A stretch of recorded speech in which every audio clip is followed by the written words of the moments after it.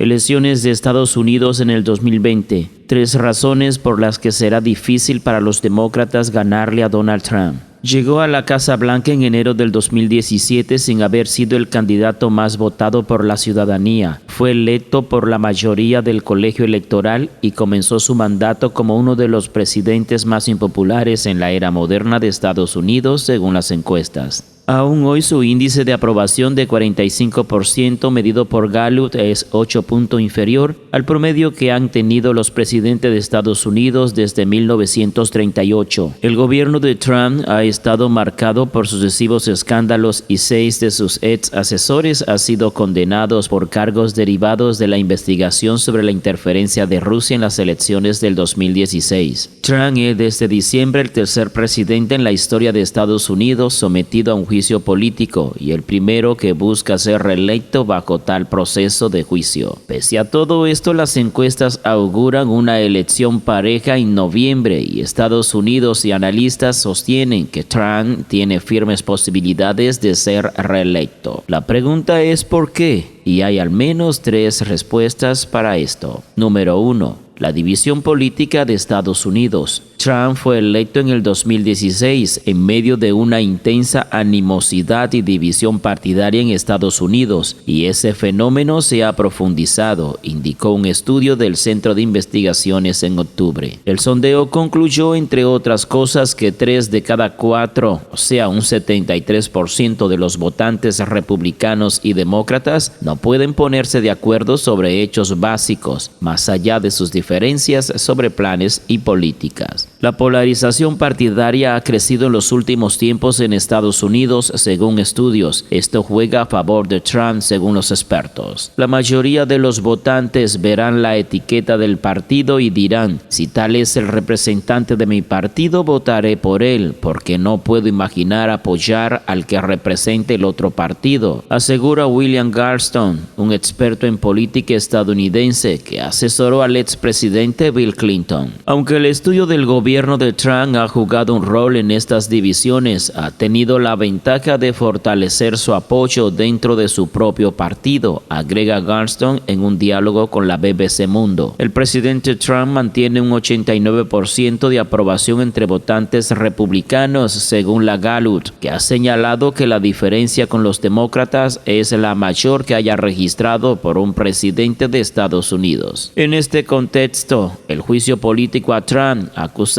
de ejercer presión indebida sobre Ucrania para obtener beneficios políticos personales e intentar obstruir las investigaciones, parece lejos de horadar su respaldo partidario. Las encuestas sugieren que los estadounidenses están divididos de manera equitativa sobre si el presidente debe ser destituido en un juicio político. Ningún representante republicano votó a favor de someter a Trump al juicio político a desarrollarse en el Senado, donde el partido del presidente tiene 53 de los 100 escaños. La destitución es poco probable, ya que se requieren 2/3 de los votos de esa Cámara para decidirla, y es al menos incierto el efecto que tendrá este proceso en la campaña electoral. Número 2. La combatividad electoral de Trump. Cuando Trump lanzó su candidatura para las elecciones del 2016, muchos creían que el paso del hasta entonces magnate de bienes y raíces y celebridad de reality shows por la política sería fugaz. Pero primero sorprendió al vencer a todos sus rivales en las primarias republicanas y luego al ganar la presidencia frente a la candidata demócrata Hillary Clinton, la ex secretaria de Estado ampliamente considerada favorita. Eso demostró la efectividad del estilo combativo de Trump, tanto a sus seguidores como a sus críticos. Ante sus rivales políticos, Trump suele ir al ataque con un estilo agresivo y desafiante que hasta ahora le ha dado resultado entre sus seguidores. El presidente Trump es muy bueno derribando a la gente, denigrando a sus oponentes, encontrando sus debilidades y jugando sin descanso con ellas, sostiene Galston. El hecho de ocupar ahora la Casa Blanca en un país propenso a reelegir a sus presidentes podría servir como otra ventaja para Trump ante un candidato demócrata aún indefinido. Desde 1933, apenas 3 presidentes de Estados Unidos han sido derrotados en elecciones nacionales y en la base electoral de Trump consideran que ha cumplido sus promesas de campaña, advierte Garston. Así, los conservadores religiosos felicitan sus nombramientos de jueces, los defensores del gobierno pequeño aplauden sus desregulaciones, los empresarios conservadores saludan sus recortes de impuestos y los nacionalistas